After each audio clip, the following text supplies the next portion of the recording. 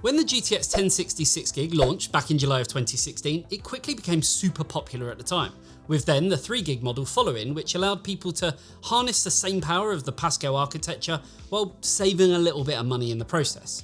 We all know that even since the launch, the 1060 in both variants has stayed very popular, and today I'm dusting off both cards to see if they are still a viable option in 2022, especially now that games are a lot more intensive.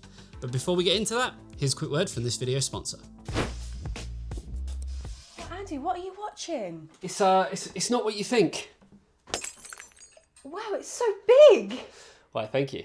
It's the new AOC AG493 UCX, 49 inches of pure performance and a refresh rate of 120Hz. It's so fast, you can even do 2 at a time. What? You can connect 2 devices at a time and split the screen. With FreeSync Premium Pro, a 32:9 aspect ratio and a built-in KVM, you'll be finished in no time. Gaming, I mean. What did you think I mean? Get your mind out the gutter and click the link in the description to find out more. So as I mentioned, the GTX 1060 in both forms was, at its launch, extremely popular, and nothing has really changed there.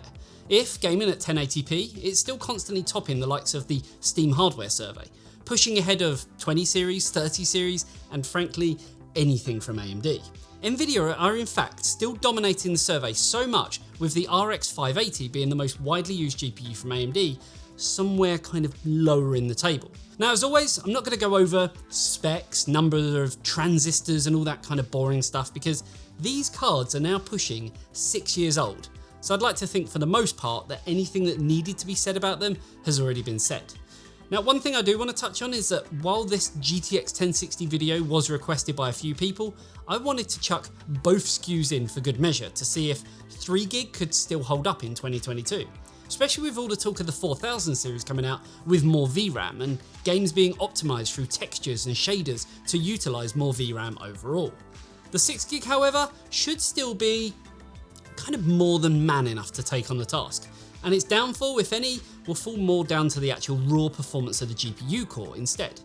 And that's what today's all about, to see if a used GPU from Nvidia is the better value for money buy over something newer, especially given the bad press that both the RTX 3050 and GTX 1630 both had, which are both Nvidia's latest product releases. And yes, while the RTX 3050 includes the likes of ray tracing and DLSS, while the GTX 1060 doesn't, you will pay more for it overall, so keep that in mind throughout this video.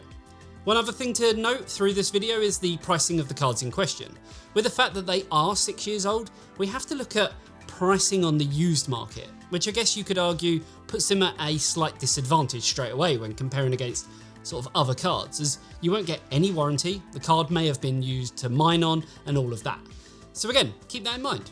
Now, for our pricing, we had to look at eBay and looking at completed listings. The average price of the 1060 3GB was £85 in the UK and $82 in the US, while the 1060 6GB's average sale price was £135 in the UK and $111 in the US.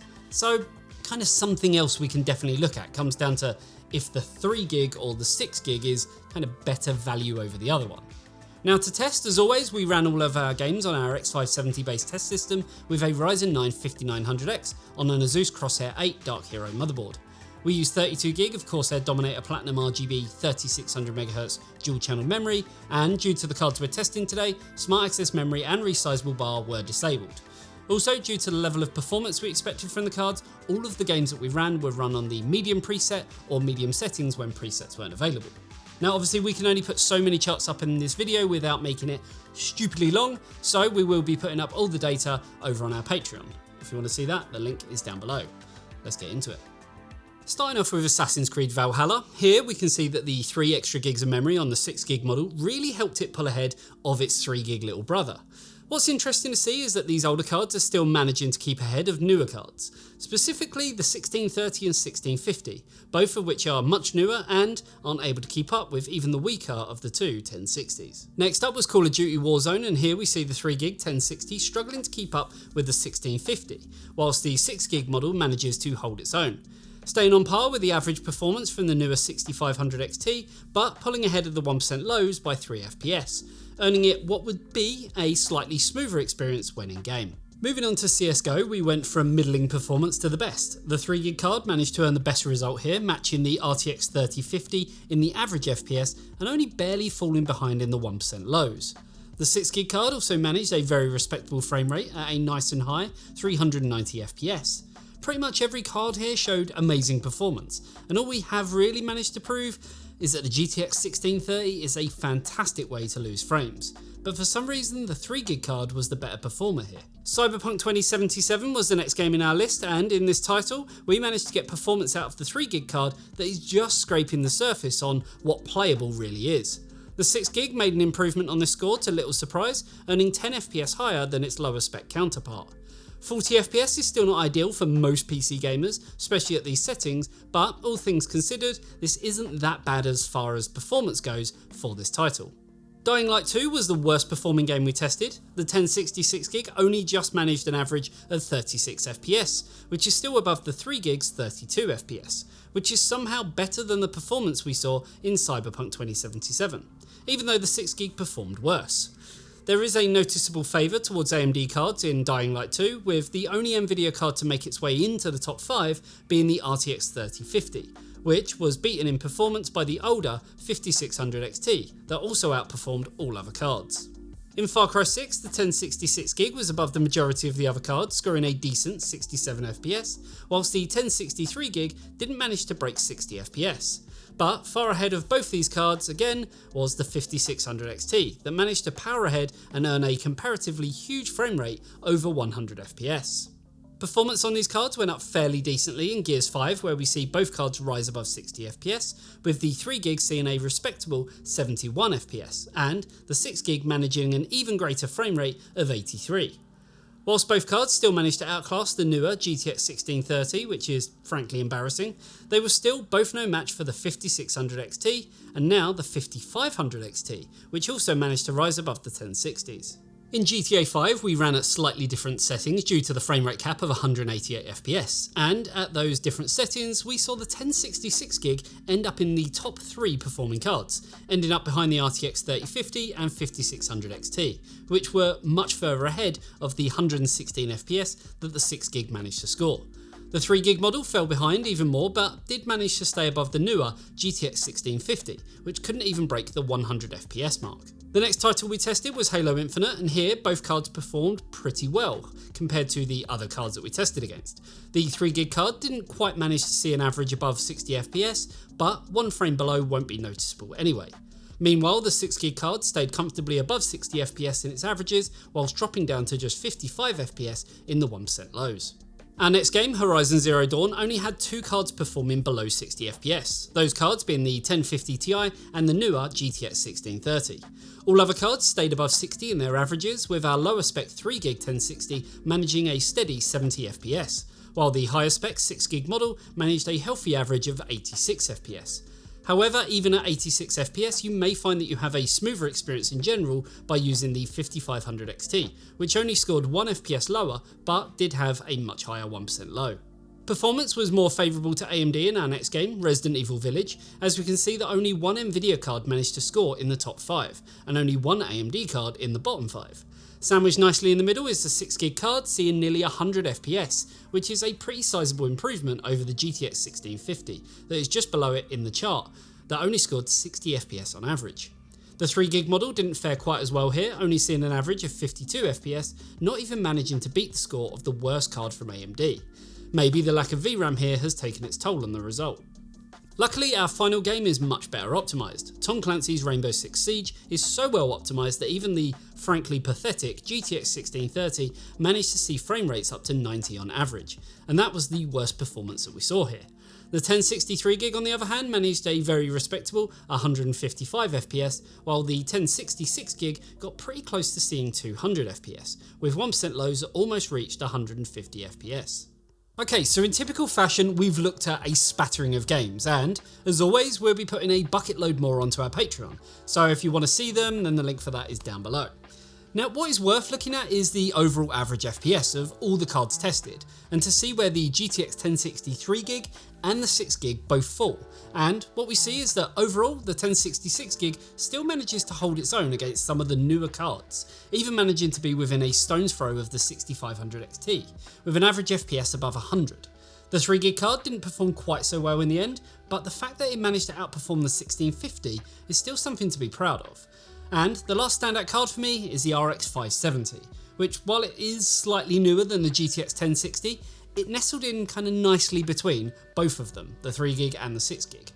Now, the final thing we need to look at is value, because kind of really that's what this whole video is about. Should you buy new, or can a card from many moons ago still keep up in the latest titles and give better overall value for money, even if buying on the used market? Now, in the UK and in the US, as mentioned earlier, we had to find out prices from eBay, as both of these cards can't be bought new anymore. So with the UK pricing, the 3GB model came in at around 85 quid, while the 6GB model was a higher £135. With these prices, we were able to figure out the value of these cards, and with that data, we can see that the best value for money actually comes from the 3GB card, with a cost per frame less than £1, and showing it's the best value card for the money out of the ones we actually tested here today. For me personally, I could see this being a very good option for a budget system that maybe does some light gaming on the side. Meanwhile, the 1060 6GB ended up being more expensive than both the 5500 XT and 5600 XT, both of which actually outperform the 6GB in the overall averages, meaning that they would be the obvious choice if you want some extra performance kind of for a better price. In the US, the 3GB model costs a mere $82, while the 6GB card sits just a bit more expensive at $111. This brings the value of both of them all the way to the cheapest end of our spectrum. The 3GB model is still the best value here, don't get me wrong, at only 93 cents per frame. But unlike in the UK, the 6GB is still a worthwhile consideration, being the second cheapest card per frame at $1.08. If you are willing to pay that little bit extra and get slightly worse value in order to get the better performance overall, then the difference in cost is kind of small enough really to be recommendable. So the big point of this whole video was to find out if a GTX 1060 was still able to hold its own in 2022, and if it was still a credible card to buy on the used market, or to see if kind of newer offerings would be the better choice. And in all honesty, it's a bit of a mixed bag. The 1060 3GB does offer the better value for money prospect, there's no doubt about that, but its performance fell behind some of the newer GPUs, which, while they do cost more money, they do offer better overall performance that would potentially see them last that little bit longer.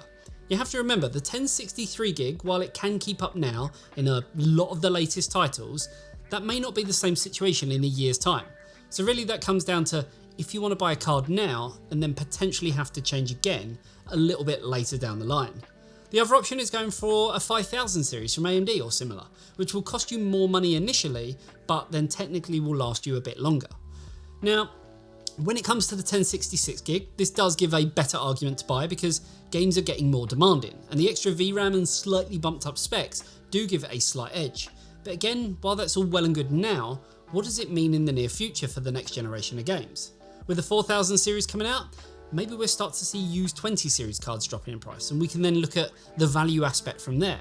Because even though I love the 10 series of cards, and it seems that the general gaming community do too, maybe it was just, I don't know, too good for its time, and people are now clinging onto it because, as we showed today, at least from Nvidia, without spending stupid money, there's not really anything worth replacing it with. And I think that's my general thoughts. Right now, if you're rocking a GTX 1060, whether it be 3GB or 6GB, the current gen just looks so bleak in comparison. I'd personally urge you to wait a little bit longer and see what comes up, because even if it's nothing great, at least we know the current gen stuff will drop in price a fair bit, making it a much easier upgrade to do in terms of making the value for money argument just that little bit stronger. Let me know, do you agree with me? And also let me know what other older products you'd like us to revisit. It's always interesting to see what products can kind of stand the test of time and what kind of value they offer in the present day, especially compared to current gen stuff that lots have argued just, I don't know, aren't up to scratch with what the average gamer expects in 2022. Either way, hopefully you enjoyed this video. If you did, a like and a sub to the channel would be amazing. And if you love what we do, consider joining the awesome eTeknix family over on Patreon. The link for that is down below, where you'll get a ton of benefits, including access to our super secret special area on Discord, fortnightly game nights, exclusive behind the scenes content, and so much more. With that, I'll see you in the next one. See you later, guys. Bye bye.